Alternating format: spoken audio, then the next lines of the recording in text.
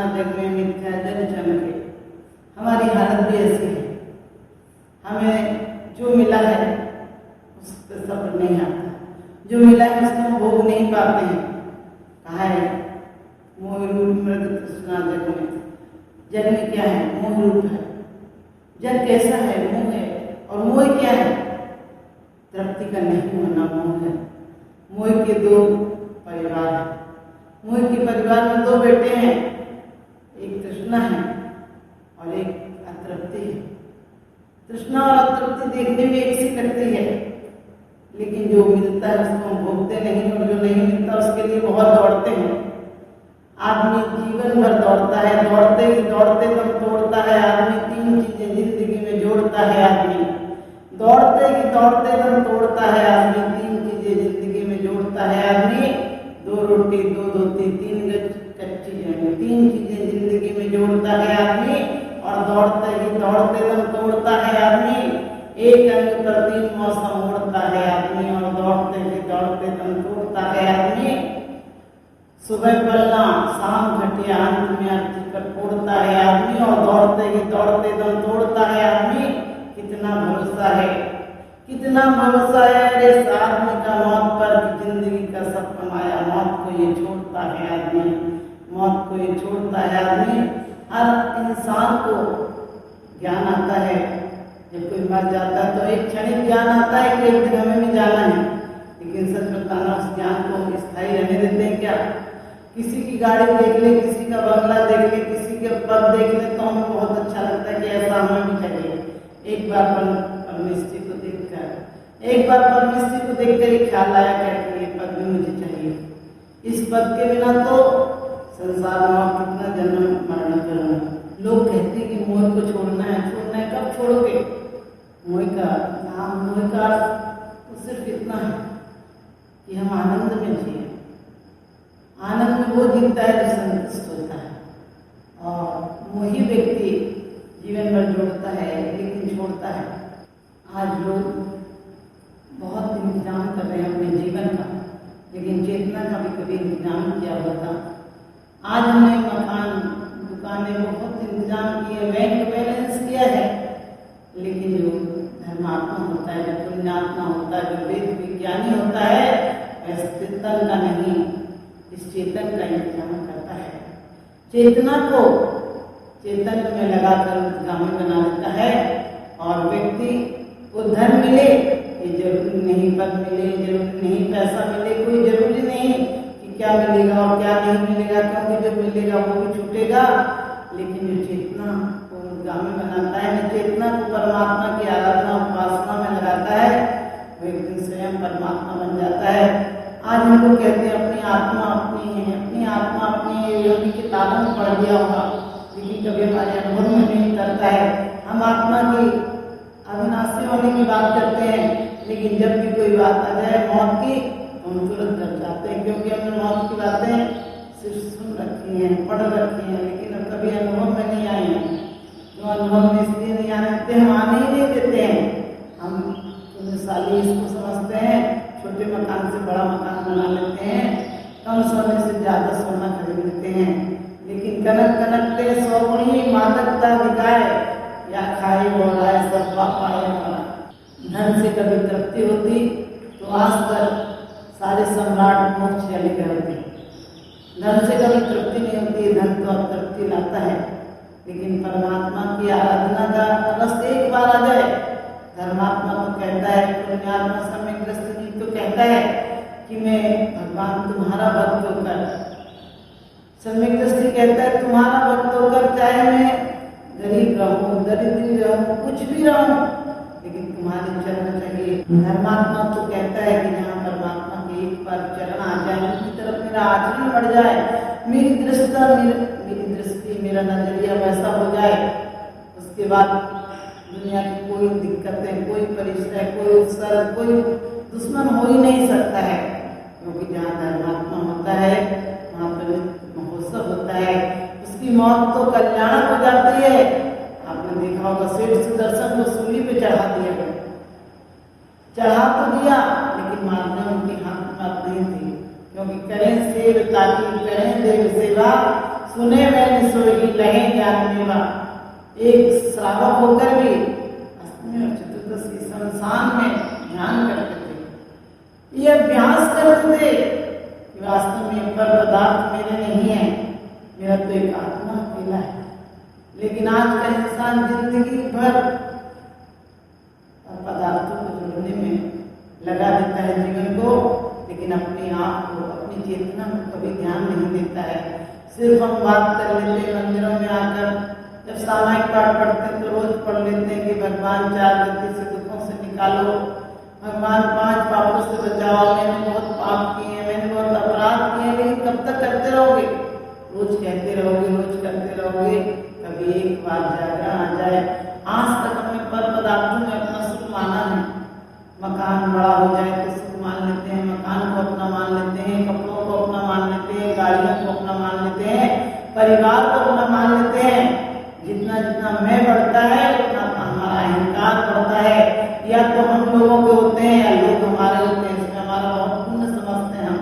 जितना अधिकार कर सके, जितना दबा सके किसी को आदमी सोचता है उतना मुझे हुकूमत मिली है। सच्ची हुकूमत आत्मसत्ता को पाना है।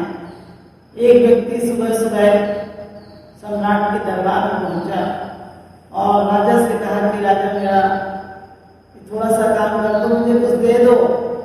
राजा ने विमान से कहा, अरे क्या चाहिए तू बोल, मेरा दरबार कोई भिखारियों का दरबार नहीं, ये सम्राट का दरबार है।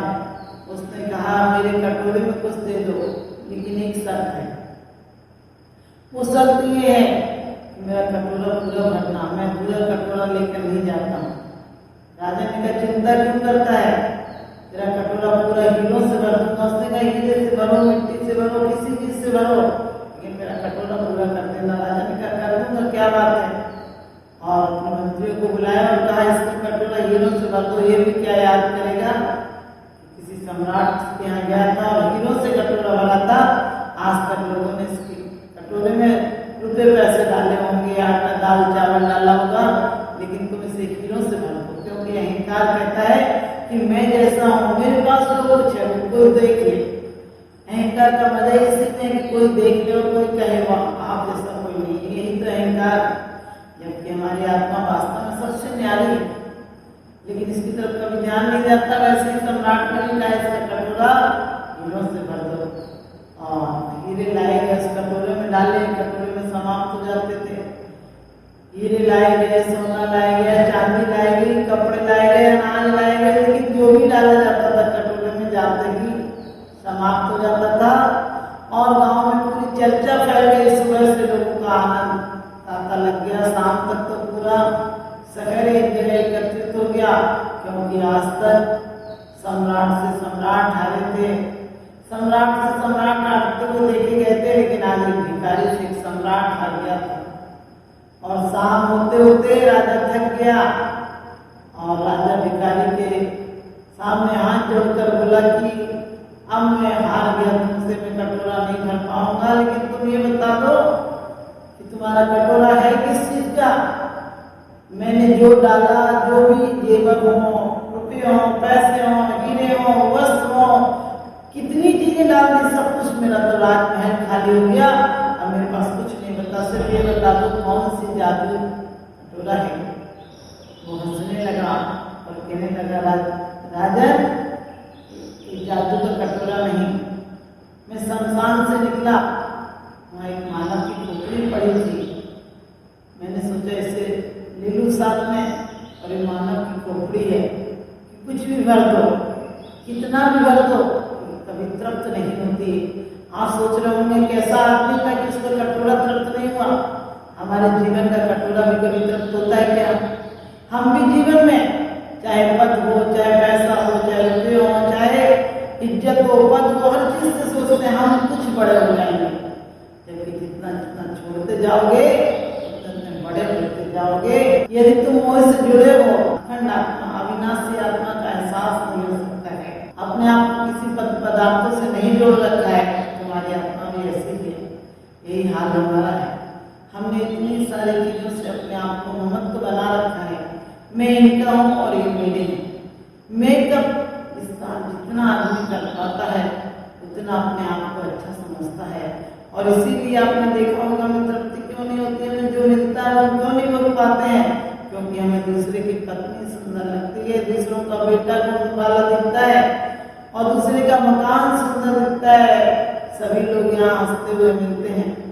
आप सुबह सुबह किसी से मिलते हैं, लोग कहते हैं आपको राम राम, बड़े मजे में हो, आप दिख गए, लेकिन आपने कभी सोचा जो आपको कह रहे हैं मजे में है, आपकी कृपा है, उससे पूछो मजा है, उससे भी किसी दूसरे में सुख दिख रहा है। अपने आप में कभी कोई सुख देखता ही नहीं, और जो अपने आप में सुख देख ले वो परमात्मा को धन्यवाद देता है। उसका दिन प्रत्येक दिन महोत्सव बन जाता है, उसका प्रत्येक दिन त्योहार हो जाता है। हमारे और आपके जीवन में भी ऐसा भेद विज्ञान है। हमारे और आपके जीवन में भी वो घड़ी आए जब हम परमात्मा को कह सके धन्य जन्म मेरो भयो करण लगो तुझसे।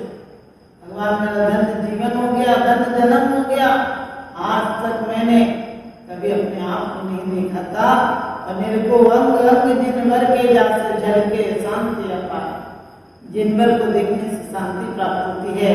अपना जहाँ दे अपनी नहीं तहन अपना को, तन से जिसका एक नहीं हो सकती, मित्रों से कैसे चरण दूर होने पर तन से रोम समूह रहे कैसे। इतनी सुंदर बात कही है विद्याचार्य ने कि तन से भी जिसका एक नहीं, जो दिन रात हमारे साथ तन साथ रहता है, उससे भी हमारा एकत्व नहीं है। क्योंकि एकत्व तो सिर्फ जिनेंद्र देव को देखने से उन्हें एहसास होता है कि मैं भी एक पत्थर हूँ, और परमात्मा की दृष्टि जब पड़ती है तो एक पत्थर में परमात्मा हो जाता है। जब किसी स्वर्णकार के सानिध्य में जाओगे तो सोना को शुद्ध करने की कला सीख जाओगे। लोग सोचते हैं सोना अग्नि में जलता है, सोना नहीं जलता है, जो कचरा होता है वो जलता है। इसी प्रकार से लोग कहते हैं कि कुमार मिट्टी को तोड़ता है, तोड़ता नहीं है, तोड़ने के लिए मिट्टी को रूप देने के लिए मिट्टी के कणकों को अलग करता है। इसी प्रकार से बीज भी कभी वृक्ष में बनना हो, बीज को वृक्ष बनना हो तो उसे भूमि में जाना पड़ता है। आत्मसात करने के लिए उससे पहले नीचे जाना पड़ता है, फिर ऊपर उठता है। हमारा जन्म एक बीज की भांति है, संभावना है। किसी का जीवन महोत्सव बनता है, किसी का जीवन मातम बनता है, किसी का जीवन वृक्षों की भांति फलता है, और किसी का जीवन अभिशापों की तरह दुखित रहता है। वृक्षों की भांति फलता है कोई कोई, वृक्षों की भांति फलता है कोई कोई, दीपक की भांति जलता है कोई कोई। आदर्शों की बात तो सब लोग करते हैं, आदर्शों के मार्ग पर चलता है कोई कोई, आदर्शों के मार्ग पर चलता है कोई कोई। हम परमात्मा को देखकर ये ध्यान करें, मेरा भी स्वरूप ऐसा ही है, मेरा स्वरूप भी मोह करना, किसी परिवार से ऊपर परिवार में रहूं, लेकिन परिवार का होकर ना रहूं। परिवार बाहर करता है, हमारे जन्म के साथ ही ना जाने कौन कौन रिश्ते बन जाते हैं, और मरण के साथ आदमी फोटो में लटक कर रह जाता है। हम फोटो में नहीं, हम भगवान की तस्वीर को, भगवान के गुणों को अपने अंदर धारण करेंगे, और हम इसी जन्म से परमात्मा बनेंगे। क्योंकि कहते हैं भगवान मेरी नजरों में वो तासीर हो जाए, भगवान मेरी नजरों में वो तासीर हो जाए, और नजर जिस चीज पर डाली तेरी तस्वीर हो जाए, नजर जिस चीज पर डाली तेरी तस्वीर हो जाए। वास्तव में ये नहीं कि हम मंदिर में आकर धर्मात्मा हो जाए, मंदिर में आकर बैराग भावना पढ़ लें और 12 भावना पढ़ लें। 12 भावना हमारे जीवन का एक अंग होना चाहिए। हम खाते पीते सोते उठते बैठते प्रत्येक क्षण चलना चाहिए। ये परिवार सराय खाना है, ये जीवन एक स्टेशन की तरह है, गेट की तरह है, गेट से पार हो जाना चाहिए। अकबर ने सीकरी की गेट पर लिखाया है कि ये गेट है, ये पुल है, पार हो जाने के लिए यहाँ ठहरने का कोई प्रबंध नहीं है। तो हम आपकी 4